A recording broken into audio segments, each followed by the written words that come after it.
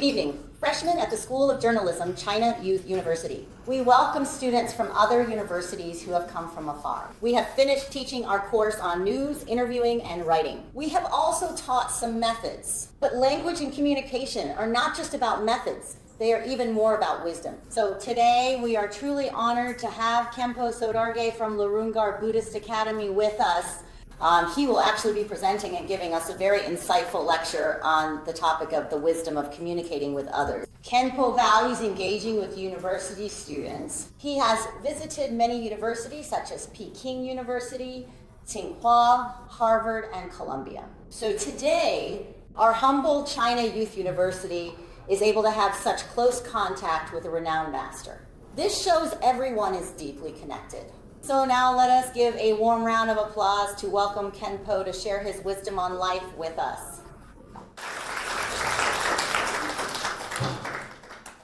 Hello everyone. In today's speech, I will be sharing and discussing with you the wisdom of communicating with others. This is the topic for today. I just recently arrived here from a place at an altitude of 4,000 meters, which, as you can imagine, is quite high. I might be experiencing a bit of low altitude reaction, so my communication may not be perfect. So if I sometimes get a little stuck, I hope you all can grant me some wisdom in communicating with others. Today, as I communicate and interact with everyone here today, in fact, all of you present, learning news and communicating with people is very, very good actually, and I really pay close attention to this important skill. As for me, that from my own personal perspective, I have some practical experience in successfully communicating with different people, which I can definitely also share with you today during class. Because for me personally, I would say that although you might all think that I am a monk, and it seems like monks spend every day in the monastery reciting scriptures, worshiping Buddha, and meditating. And apart from that, perhaps have very little communication with others. But that's probably not the case. In my life, and maybe even many of the teachers here may not communicate with others like I do. Because the people I interact with include both lay people and monks, including people from abroad, within the country, young people and the elderly. In my life experience, personally, I would say that I have had quite a lot of opportunities to communicate and interact with others. Through these interactions, in various ways, I have come to feel that in university and in school, it is essential to learn a way to communicate with others. If you don't understand how to communicate, then after you enter society and get a job, many real workplace problems will present themselves and won't be as wonderful or as simple as you may have originally imagined. Today's society, it must be said, is extremely complex. If you are not truly well prepared while you are still in school, you may encounter many setbacks and difficulties in life. Some people truly have the courage and the ability to face them head on, but there are also some who may not, because when they encounter even small pains or obstacles at that time, they collapse and can't get back up. This kind of situation does sometimes happen. That's why during your formative time at school, I always deeply and strongly feel that everyone should not only learn professional knowledge, specialized skills, and wisdom through continuous learning and hands-on experience, but more importantly, learn how to interact and communicate with others. This is indeed extremely crucial. With the same problem, even if your initial intention is the same, the outcome is different by your communication. The results you get in the end can be totally different. So some of you may already have some relevant experience, but in other ways you might not understand yet. For example, if today you encounter the same person in different circumstances, but people talking to them are different. One is very skillful and tactful with very skillful language, while the other is someone who easily offends others. Did they both come to the same conclusion in the end? Absolutely not. So the knowledge we learn in school now, when this is applied in real-world society, the actual impact may not be that significant or that much at all. Carnegie once famously said as well, a successful person, their knowledge of relationships and how to behave in society, actually, in fact, that accounts for as much as 85% in total. And the skills and knowledge they learned in school actually, in reality, only make up 15%. So what do we actually spend most of our valuable time on now today? As everyone knows, what we are learning now is mostly knowledge and professional expertise, whether it's elementary, middle, university, or even master and PhD. We keep working hard for grades. But after all these years of studying, some people have studied 10 or 20 years. But after more than 20 years, when they enter society and interact with others, things are not very optimistic. Why is it not optimistic? Some people greatly overestimate themselves, look down on others, and despise others. They think, I'm a college student, I graduated from such and such school. So whether I'm interviewing others or just talking with them, they think others should cooperate with them very well. In their mindset, it really seems like they don't take anyone else seriously. But as a result, in reality, we still can't really accomplish anything at all. On the other hand, there are some people who really underestimate themselves. They feel inferior, believing they can't interact with others. They seem afraid to speak up or raise their heads in front of others. Then after that, because you don't have any confidence, if lacking confidence, then your interactions with anyone will inevitably end up being very unsuccessful completely.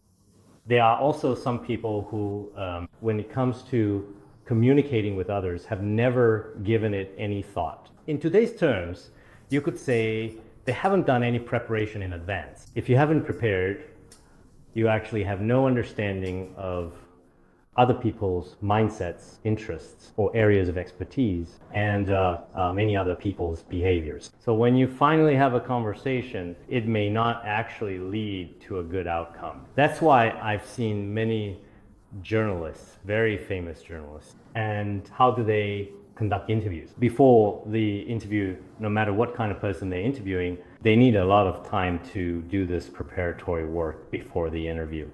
For example, if tomorrow they will interview a political figure, they might spend the whole night beforehand searching for a lot of information. I've collected, and when you finally communicate with them, the process will also, in fact, be much easier. If the person is a religious figure, then you need to know all kinds of information about religious figure. Maybe this person isn't necessarily well known, including on the internet, and you might not find information on them in the materials needed, but you can look up some information related to them. After researching and investigation, you'll learn a lot about this person. That way, communicating and interacting with them in most situations won't be very difficult. Nowadays, some people think it's very simple.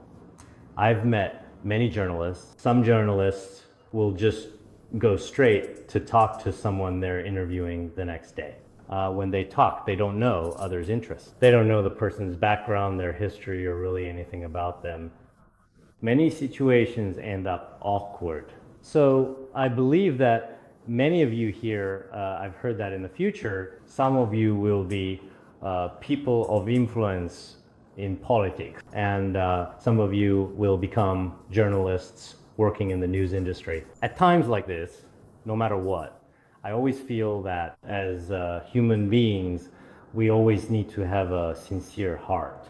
This is extremely important.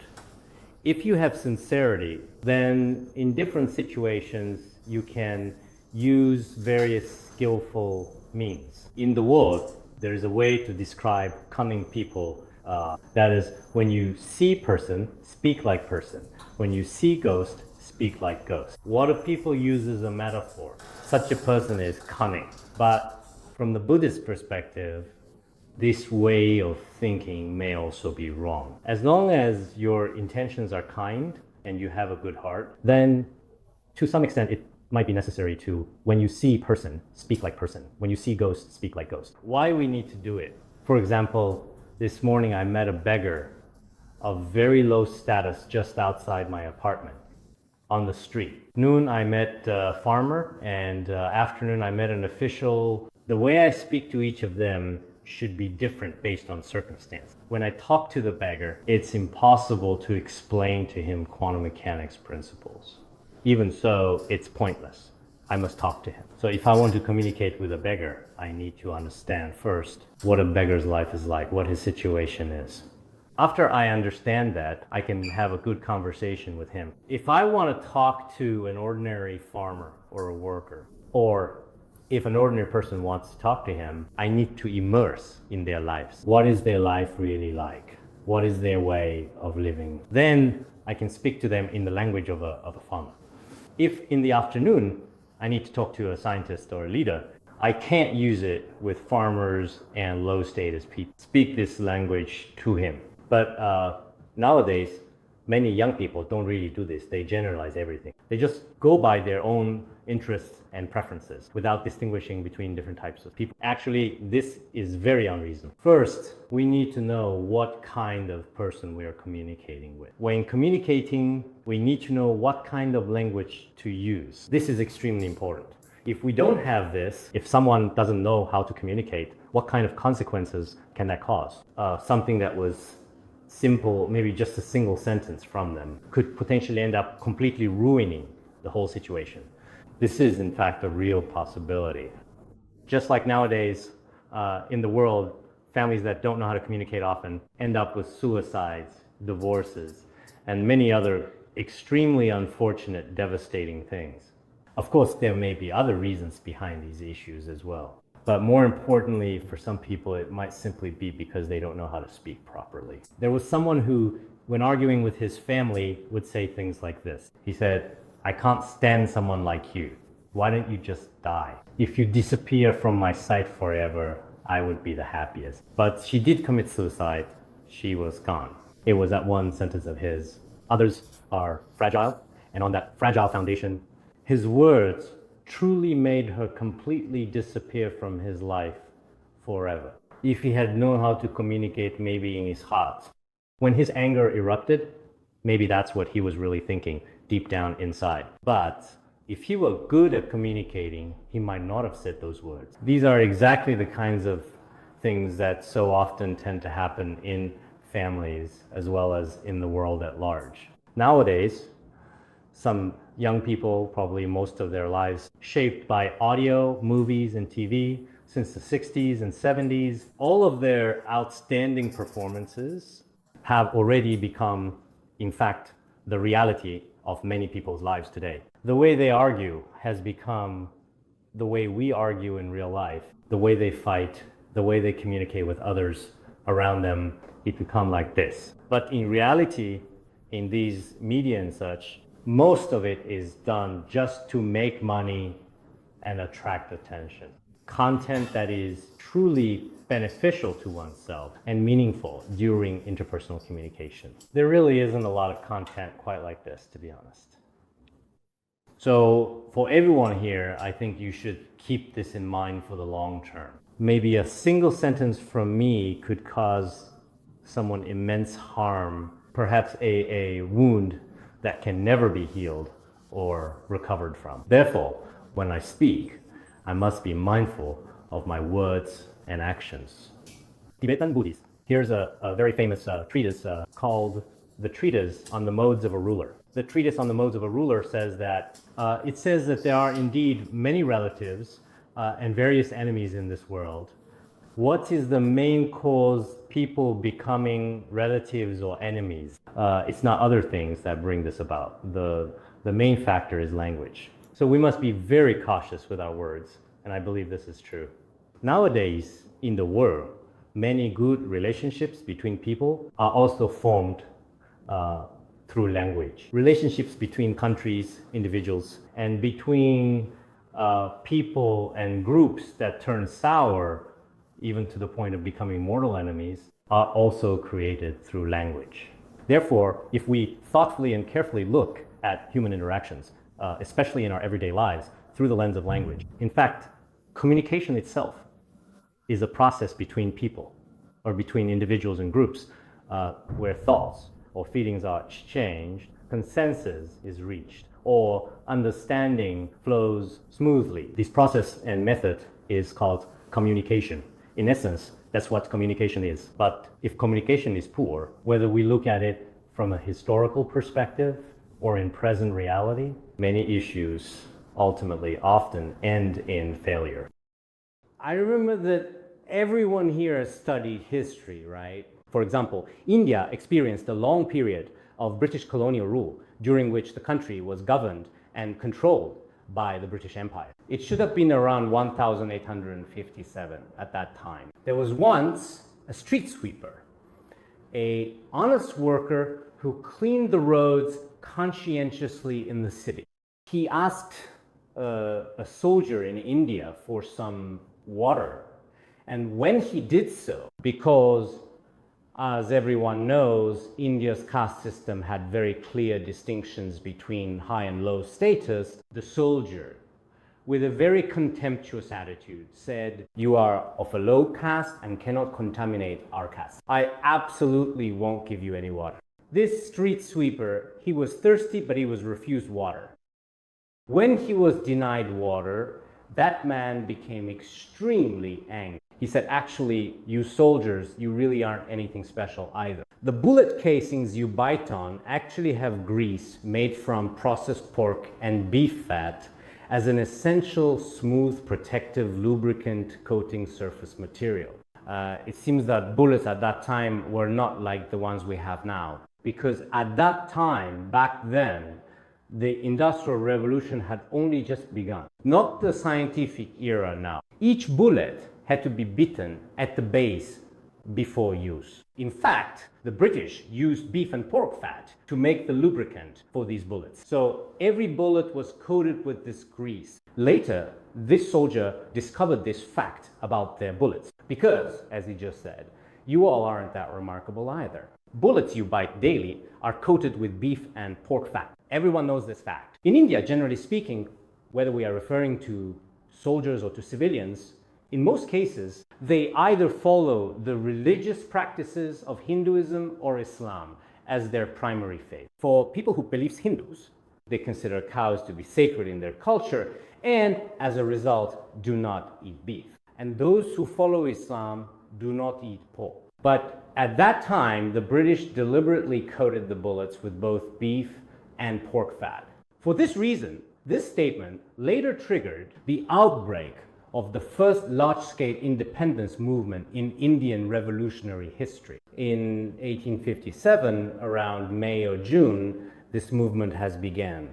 The flames of war swept across 1/6 of India's territory, and this lasted for as long as 2 years. Although this independence movement did not fully succeed at that particular time, and the British were not driven out at that particular time, it was because of this that Indians later began to launch a national movement and bravely stood up for themselves. We can associate with some of the world's most significant, influential, and major historical movements and events or wars which were triggered by the words or communication of certain individuals then. Many historical figures, often in the course of their interaction, some people are very skillful and expedient. I think for those here in the future, when you are out in the world, the language, as we often say, words can be frightening, is something that truly deserves our caution. In this day and age, these days, there is no shortage of people who like to talk. Everyone stands up to talk about their own merits.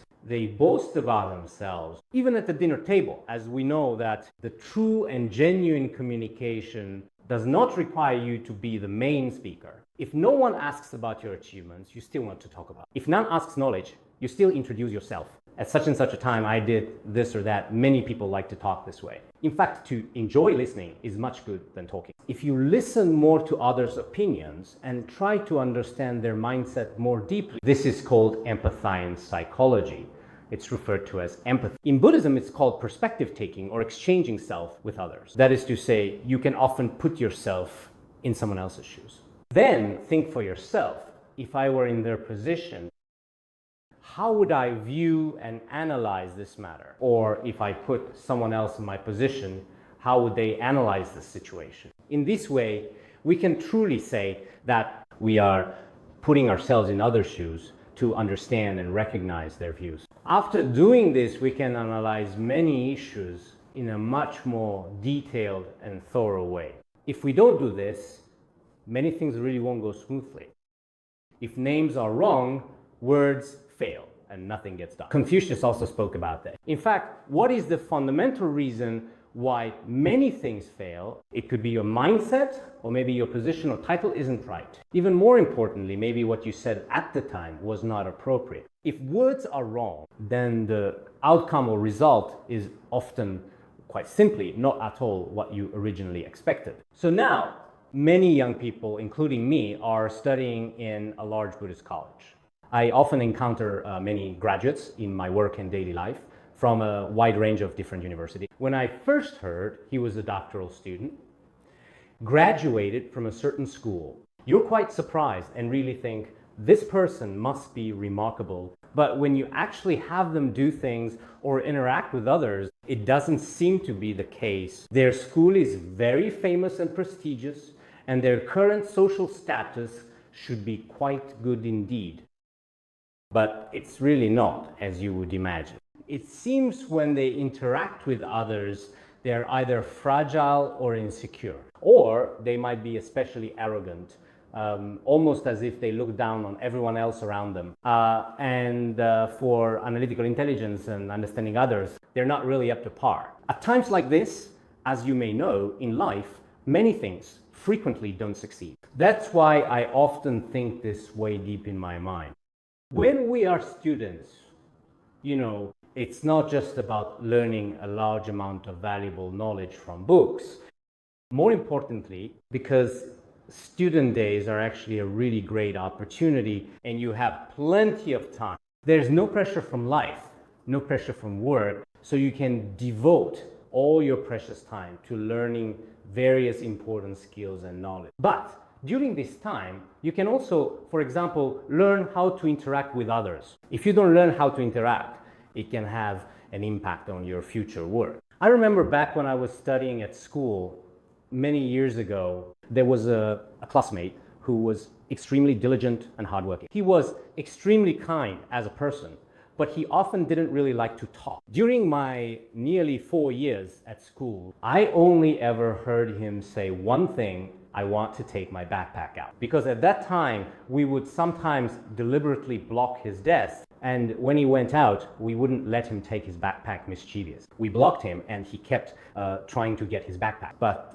we didn't give it to him. And finally, he said, I want to take my backpack. That was the only sentence like that I ever heard from him during my entire time at school. Other than that, as far as I know, he never really talked to others. Later, around 2006, we had a class reunion 20 years after graduation. Even then, he still wasn't very talkative. Another classmate of ours said, 20 years ago, I often spoke up for you. 20 years later, must I still speak for you? Do you still not like to talk? That's what he said. Actually, he's incredibly smart and remarkably, exceptionally quick-witted. But sometimes, this might, in some cases, be related to a person's character. He just wasn't very willing to interact with others. As for you all, I don't really understand each of your individual mindsets. Of course, as we know, according to Buddhist teachings, in fact, every sentient being has different karma from previous lives. Different karma in past lives makes our personalities different now. Our intelligence is different, and our interests in life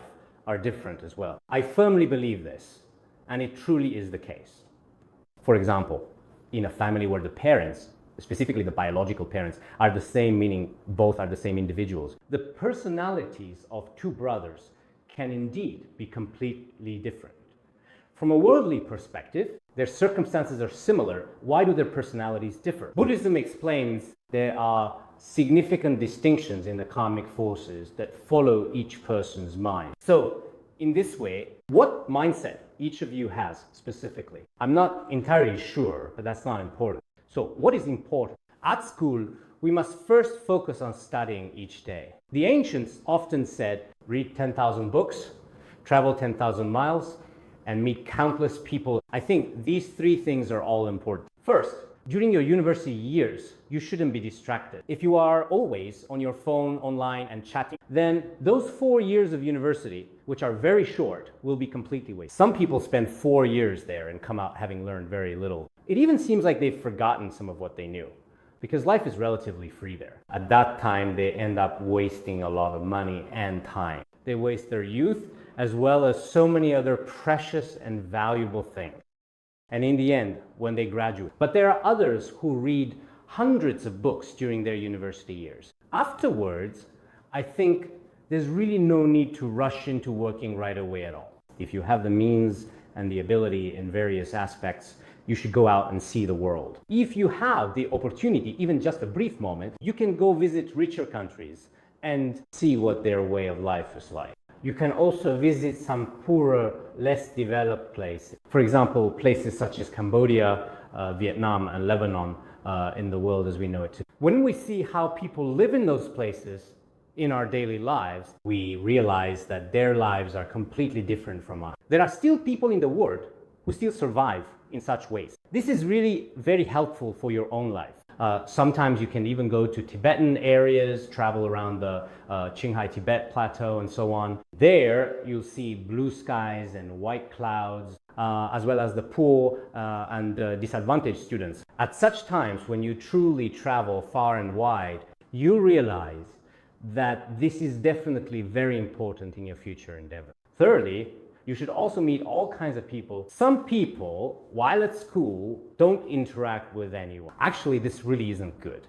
You should try to learn how to communicate with others. When you go out into the world, it won't be like school. Everyone is very simple, pure, cheerful, and lively. That's not the case. When you enter society, when you are living your life, many people around you will be anxious or suffering. It's very complicated, and some people have their own agendas. For us monastics, it's very easy to interact with other monastics. After all, a monastic's life is relatively simple. They don't have much selfishness or hidden motives. But when you interact with all kinds of people in the secular world, you must be careful not to speak to them as to a fellow monastic. If someone says something, there must be a reason behind it. If I'm not careful, in the end, I find myself already caught up in a certain circle. Then I realize that the world is not as pure and peaceful as a monastic temple, nor is it quite as simple as being in a school environment.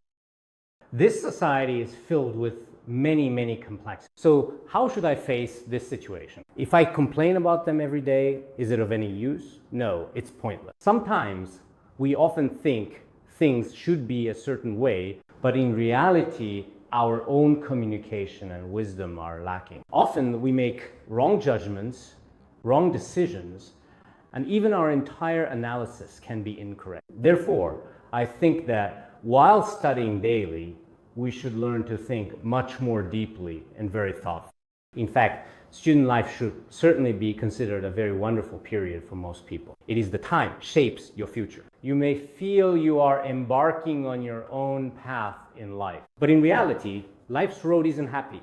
It's full of twists and turns. If you are rich or poor, with or without status, life is a really complicated path. But the experiences we are having now should be truly very wonderful and sweet. Often when you look back in your old age or in middle age, you will find that today's life is endlessly memorable. That's really how I feel about the life, honestly.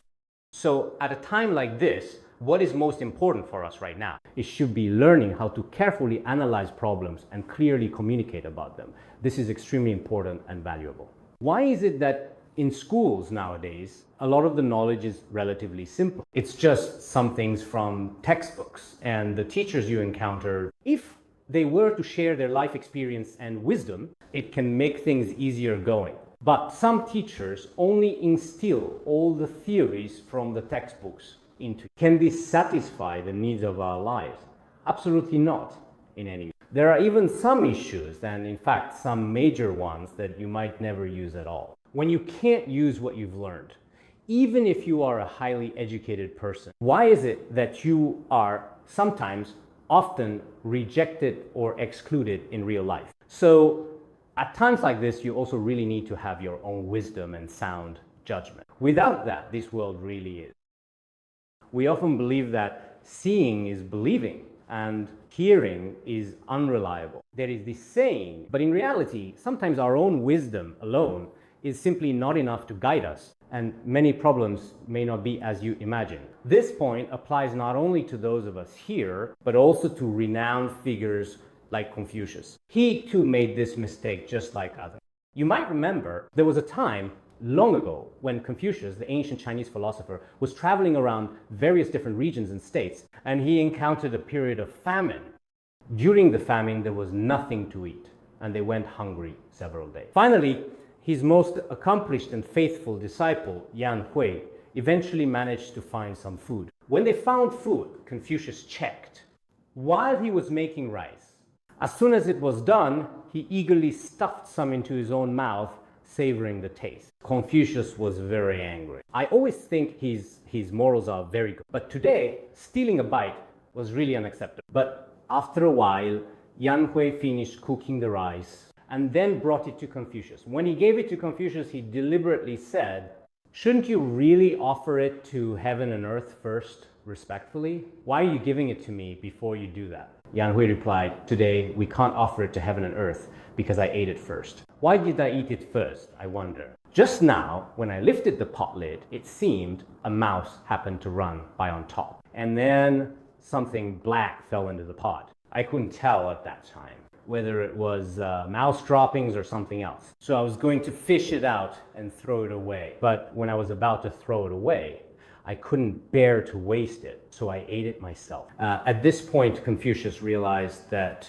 Yan Hui hadn't secretly eaten it. He thought he had witnessed it with his own eyes, but in reality, even that was unreliable. Therefore, in analyzing issues, misunderstandings between people, whether due to miscommunication or simple mistakes, can quite easily occur. Moreover, when it comes to other people's reactions to you, you shouldn't make a judgment right away. This is very important. In the future, whether you become politicians or work in journalism, in any capacity, what are most people really like nowadays? They hear only one side of the story and take it as the whole truth. They make it public, release it, and believe it to be true immediately. But in fact, this is unreasonable. Many issues can't be resolved this way, especially when it comes to conflicts or disputes between people in particular or among individuals. You must carefully hear both sides before you truly have the right to solve the problem and make a fair judgment.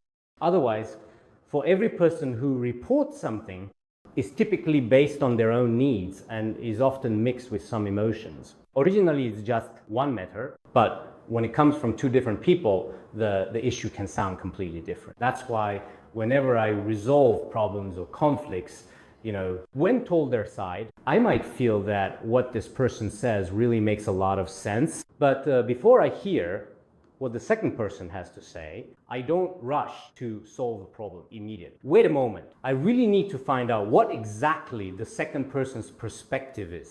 Only after that do I have sufficient grounds to make a decision. So now, whether it's highly complicated and ongoing family issues or many extremely important personal matters, in the future, when something happens at home, in mother-in-law and daughter-in-law relationships, or many issues, you may act on one side and resolve it, but if you judge, intervene, or criticize, that might not be reasonable. Therefore, when making any kind of comment or expressing an opinion, it is essential to do so in a manner that is not absolute, but rather open to interpretation and mindful of the fact that there may be exceptions. I once read a book called Nonviolent Communication. Nonviolent Communication, written by Americans. There's a very good line in it that I want to mention. Any thoughts or comments on that should not be determined solely by your own individual subjective view or in a completely absolute manner. This is very, very important because any kind of comment actually exists in different contexts and in various places and in various different forms, it will have different conclusions. So we need to listen carefully. Now, whether I'm listening to the news or to someone else's judgment, I wonder exactly what kind of purpose they have in saying this. What is their real background information, their true intention, and their thoughts in all aspects? Is it really like that? It's hard to say. Sometimes certain things just have to be said that way. But in reality, the actual situation may not in fact be like that. In interactions and communication, I think students may still need to observe themselves because by paying attention to their own actions and thoughts, they can better understand how they learn about themselves. We really need to calm our minds indeed, especially when our minds are unsettled and not clear. Any decision we make is likely to be really problematic. It may not be entirely correct in every case. So in such situations, we need to be good at carefully and frequently observing our own minds. When you need to make a decision about something quite significant, you should first thoughtfully observe your own mind. In this way, our communication with others should be very successful. There is also a concept known as in Buddhism regarding communication. In fact, it specifically talks about something called the 4 means of embracing. The 4 means are loving speech, giving, working together, and beneficial action. Actually, when you compare this to some worldly truths, it is also very good. What is loving speech? It means that in the process of communicating with others, we should use good language with clarity and respect because language is the tool for all communication. Of course, in Buddhism, language is divided into 3 types. What are these 3 types of language? One is called pleasing speech. This is the kind of language that sounds very sweet and harmonious to others. Another language is truthful speech. Truthful speech means that when reflecting on something, say it exactly as it is, honestly and factually.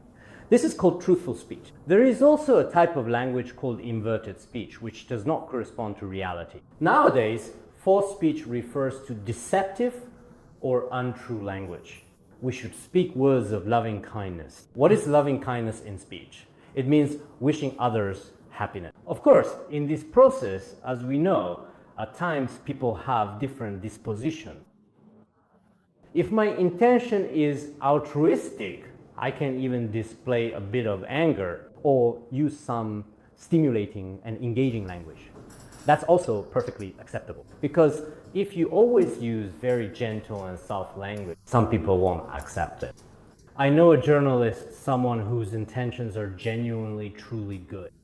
Once, she was interviewing a very famous celebrity. At first, she had already scheduled a specific time to meet with him, as they had previously discussed. After agreeing on time, she traveled a long way, flying from Beijing to a place approximately about 3 hours away. When she arrived, the celebrity seemed very arrogant. He said, "I can't do it now. I'm filming another show. I don't have time at the moment." Later, she said, "If you're, for example, recording or filming something else and you won't be able to make it, you should have told me in advance if that was the case. You wasted so much of my time, plus the travel expenses and everything. What am I supposed to do about it?" Then he said to her, "Well, if you really need to do it now, maybe we can do it like this. It takes about 10 to 20 minutes by car from the hotel to the filming location. You can just chat with me for those 10 to 20 minutes. That's all the time I have." Normally, her interviews would typically take at the very least 2 hours. After they got in the car, he seemed especially arrogant and completely ignored her. When he ignored her, she thought to herself, this interferes, first of all, there's just not enough time. And secondly, it's basically impossible. She thought, my intentions are good, but maybe I should give him a bit of a scare. So she said, since you're like this and won't let me use your time, you have to take responsibility. I've recorded your entire process exactly as it happened. At that moment, he immediately relaxed. He said, well, how about we wait a bit and talk in the lobby? Later, in the lobby, he also gave her a lot of time. It seemed like he wanted to please her, so he kept giving her more time. He kept giving her time again and again until she was satisfied. At that time, they said, actually, sometimes people are kind at heart, but in different environments, they may, of course, choose to behave or act different. When necessary, you might even use words to attack or provoke someone. Otherwise, they just never seem to respond. This is also allowed within the Buddhist concept of what is usually called loving speech. And in Buddhism, there's also the idea of co-working, or you could call it walking the path together. So-called walking the path together actually means that whatever we do, we should lead by example. Teaching through our actions is important. Whether it's a leader nowadays or any teacher, it's not enough to just talk about IQ. We should personally take action.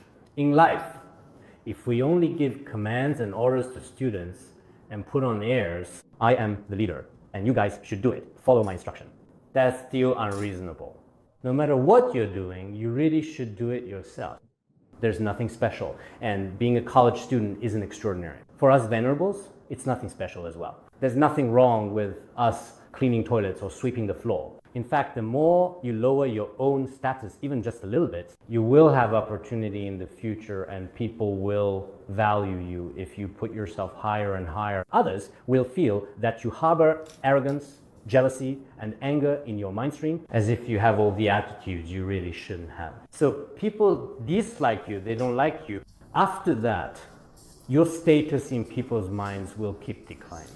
This is called co-working. There's another one, beneficial action. What is it? It means we should have a mindset of serving others. This applies in any situation. For example, when you're at home, whether it's toward your parents or other friends, you should always have a heart to help and be grateful to them. Because in reality, if we actually haven't noticed it yet, that's just one thing.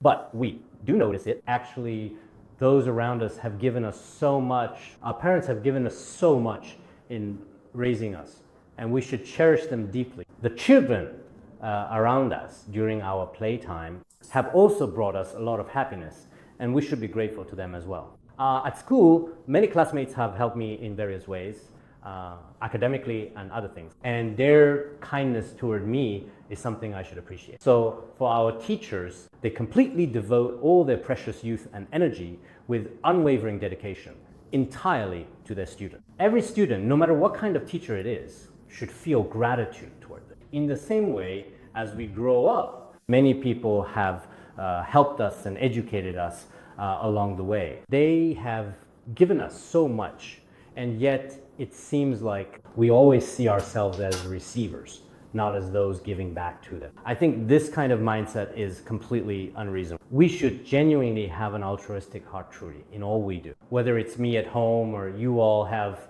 families too. In a family, your parents, your siblings, your relatives and friends, all these people have nurtured you since you were young, including when you were in college, providing you with financial support, emotional care, and so on in various ways. All of these are truly, absolutely, truly unimaginable things. Therefore, at all times, we should always remember to have a sense of gratitude toward them. What is it called? It's called altruistic action. And there's another concept which is called generosity. In fact, indeed, there are actually three clearly distinct types of generosity. One is spiritual giving here, means to offer or to provide. For those around us who are spiritually lacking, we should compassionately offer them the truth. Another type is material giving. Materially, it means that whenever we have wealth or money, we should, whenever possible, appropriately share it with others. The third type is called fearless giving. Around us, some people face immediate threats to their lives, and some are experiencing difficult spiritual crises. At such times, we often give them the light, wisdom, comfort, and strength and support in various powerful ways. This is what we call fearless giving to others. After doing this, in fact, over time, we develop a very good mindset. What kind of mindset is this? Actually, this mindset is a kind of sincere communication, sincere service, and sincere treatment of others as taught in Buddhism. No matter whether it is in every possible religion or in society, regardless of the context, everyone has to acknowledge this. All you sitting here may not be very familiar with Buddhism or any other form of religion in your life. At this point, generally speaking, I haven't taught such principles about religions, but you should know that among the approximately 7 billion people who are currently living in the world today, it should be said that except for a little over 1 billion people who have no faith, the vast majority of people in the world have different religious beliefs. Therefore, to consider religious belief, in essence, as superstition, your first perspective, your first viewpoint is to treat it as a kind of superstition, a kind of ignorance. If you approach it this way, I'm afraid it's hard to make sense of it. Because throughout all of human history, so many various religions have existed in the world. And in fact, for many people, religion is, in reality, their one true and ultimate faith, an ultimate personal spiritual value system. In such cases, when you need interview someone with religious beliefs, or for example, someone without religious beliefs, the first thing to look at is what their mindset is like. Faith is important. Today, many foreign journalists, when they interview anyone, the first thing they check is what that person believes. And there's something crucial that I don't quite understand about them, which is that many are very interested in astrology and observe people by their zodiac sign. This person's temper, his character, and his personality traits, including the way he reacts emotionally, the values, and so on. I've heard some people say that these guesses are very accurate, but I don't really know much about it. But you first need to know what this person's faith is. If this person, as we just mentioned, believes in a certain religion, and you say something that angers him, or if you say something that just happens to directly and unexpectedly conflict with his beliefs, then it's possible that your conversation today simply will not be successful. Therefore, a wise person should first communicate thoroughly and effectively on all fronts. This kind of communication is, in particular, very meaningful for a person, and it also has a certain value. It turns out that John D. Rockefeller, who was one of the most influential and wealthy oil tycoons in American history, once made a statement that has been remembered for generations. He said the following: "If the ability to communicate skillfully could be easily and directly bought like coffee and sugar, then under the sun anything truly precious could indeed be bought." What he meant was that the ability to communicate genuinely, whether in school or in the world at large, in any situation, when necessary, we should make an effort to learn more about it because it is extremely valuable, highly useful, and can be effectively applied in virtually any situation or circumstance. For example, the knowledge we learn in physics or chemistry may not be applicable in every situation or in certain cases. But if you master communication, you use it daily with your family, and you also use this communication skill with your colleagues. Anyone in the world from all walks of life, including some politicians, such as the well-known figures like Putin or Obama, as well as people like Margaret Thatcher and many others around the world, each of them has their own unique and individual ways of communicating. Similarly, whether it's well-known religious figures, respected leaders, or individuals in the ever-evolving and dynamic business world, behind their success, they are actually very skilled at communication. Through communication, many problems can be much more easily solved. So why can't we do the same? Many of you here today should actually start from a very young age, ideally in early childhood, to thoroughly grasp the key points of certain issues. If you want to master them, nowadays people often, like many students and professors I meet, they all talk a lot about success. They ask when to be success and when will I get rich? But in reality, not everyone will get rich and not everyone will be very successful. There are different ways to succeed in life, and the timing of success is different for everyone. Some people might succeed when they're young, perhaps, while others might do so in middle age. It's just like how some flowers bloom in winter, while others bloom in summer. And some flowers bloom in autumn or spring. In the same way, for people, some Mason people succeed when they're young. For example, like Professor Yang Jin, he won the Nobel Prize in Physics at the age of 35, which was also quite young. For some famous people, He is in his 70s or 80s. There was a carpenter who later became a very famous painter. He worked as a carpenter until he was 50. Later, when he was around 70 or 80, that's when his paintings became the most valuable. So in life, for everyone, as we know, no matter what your situation is, you must not lose confidence in yourself. Nowadays, some people, when they encounter something or face a setback in their lives, they immediately become unwilling to communicate with others and quickly develop autism or depression. In China, more people are suffering from depression. Why is that? Some people in relationships, business or careers can't handle slightest problem as it arises, but that's not how it should be. You can pursue your career at any time and in any place. Just look for exactly what you truly need. If you fail in one career, you can immediately look for another.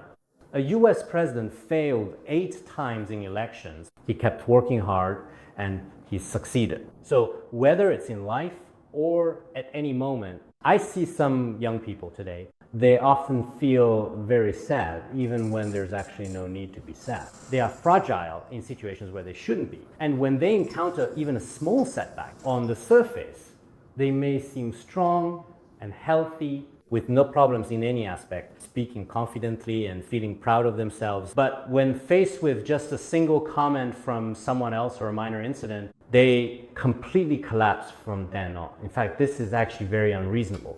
In Buddhism, this is called vigorous diligence. What does vigorous diligence mean? You must always be diligent. Strive to keep moving forward on the bright path of your life. In this way, there will be no such thing as failure. Those failures simply won't exist. So if we learn to truly communicate by honestly sharing our thoughts and feelings, and by listening to each other, it should be very meaningful and significant on your path to achieving true success in life. I once saw that Sam Walton, the founder of Walmart, he once said this, and I quote, "The leadership system of Walmart can be down to just a single essential spirit or idea, it will be communication." Because for them, communication is truly the only key and essential factor to achieving success. Why is it that such a large business group like theirs is so incredibly successful all over the world? In fact, according to him, it all really comes down to being genuinely good at communication. Whether it's each person's family or career, all may require some communication. In Buddhism, we often talk about skillful and expedient communication, skillful means. It's the same thing, the same matter, but because you communicate skillfully and efficiently, things turn out well. So, as I just mentioned, I hope when you are in front of different people, you will know how to speak different language. There was one time when I felt awkward, is that there was 2 specific people who unexpectedly came to my retreat house. These 2 had different natures. If they came separately, I still managed to speak some different languages. One of them had been in retreat for 20 years. He had completely seen through all worldly matters and had no interest in worldly affairs. From a Buddhist perspective, he was someone of good spiritual practice. The other person, on the other hand, only talked about politics and economics and had no time at all for spiritual practice. But I only had half an hour at noon to receive both of them together. When I was hosting them together, my mind was trying to please both sides, trying to cater to each. Their ways of thinking were fundamentally at odds with each other every possible way. You could say they were poles apart. So in this situation, I could only try to balance in the middle between them. From experience, it was difficult to communicate because their values were fundamentally and completely different from each other. But if I received each person individually, one at a time, I could manage it. When I was with a spiritual practitioner, I wouldn't talk about worldly matters. I'm speaking completely and sincere.